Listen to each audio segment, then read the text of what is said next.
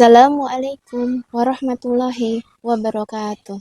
Innal hamdalillah nahmaduhu wa nasta'inuhu wa nastaghfiruhu wa na'udzu billahi min sururi anfusina wa min sayyiati a'malina man yahdihillahu fala mudhillalah wa man yudlil fala hadiyalah. Asyhadu alla ilaha illallah wa asyhadu anna Muhammadan abduhu wa rasuluh amma ba'd.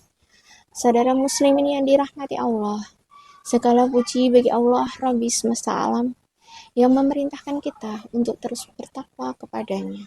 Takwa itu berarti menjalankan segala perintahnya dan menjauhi segala larangannya.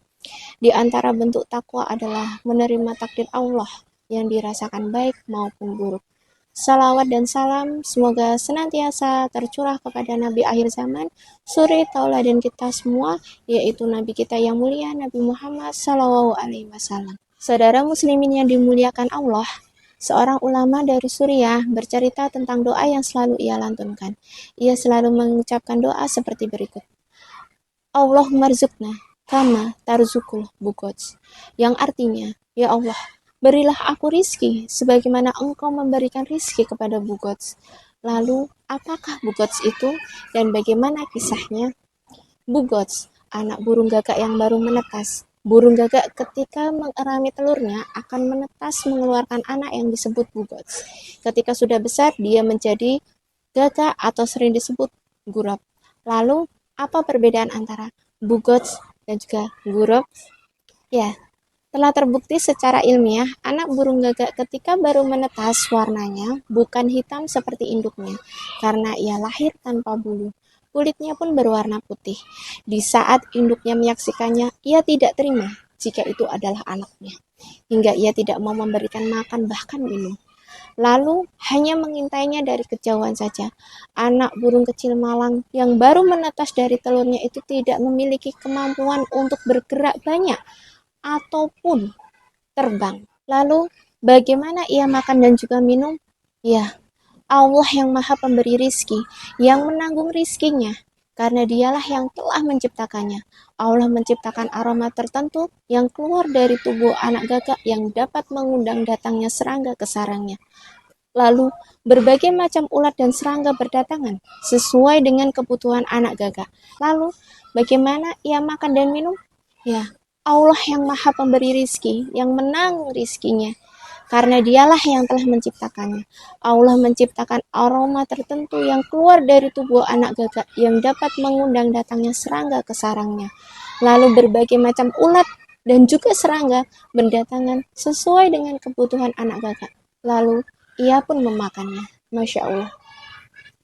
Keadaannya terus seperti itu sampai warnanya berubah menjadi hitam. Karena bulunya sudah tumbuh, ketika itu barulah gagak mengetahui jika itu adalah anaknya. Dan ia pun mau memberikan makan hingga tumbuh dewasa dan bisa terbang mencari makan sendiri. Secara otomatis, aroma yang keluar dari tubuhnya pun hilang.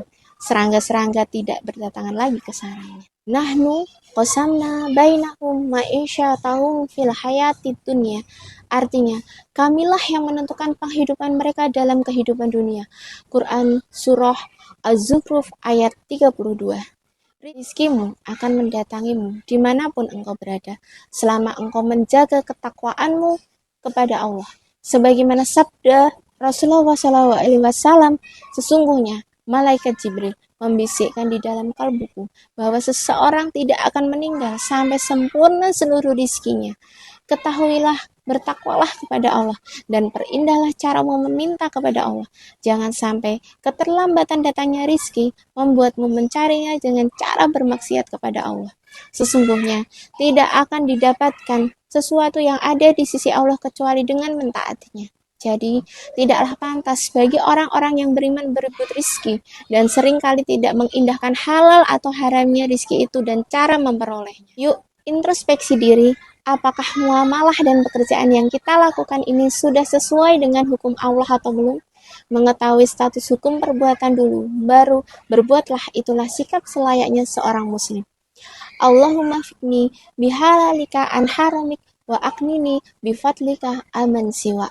Yang artinya, ya Allah, Berilah aku kecukupan dengan rizki yang halal, sehingga aku tidak memerlukan yang haram. Dan berilah aku kekayaan dengan karuniamu, sehingga aku tidak memerlukan bantuan orang lain selain dirimu. Hadis riwayat Ahmad.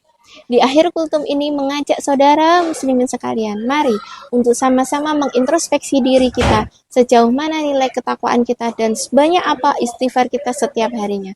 Serta kita berkaca pada diri, adakah kita melanggar setiap perintahnya?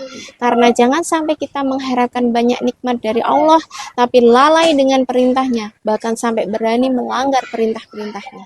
Mari kita berdoa, semoga Allah karuniai kita kemudahan dalam melakukan ketaatan dan Allah anugerahi kita nikmat aman dan keselamatan. Selamat bekerja di hari yang penuh barokah ini dan mencari karunia Allah di bumi miliknya. Bisnis itu bukan untung dan rugi, tapi halal atau haram, surga atau neraka. Sekian dari saya, mohon maaf apabila ada salah kata. Wassalamualaikum warahmatullahi wabarakatuh.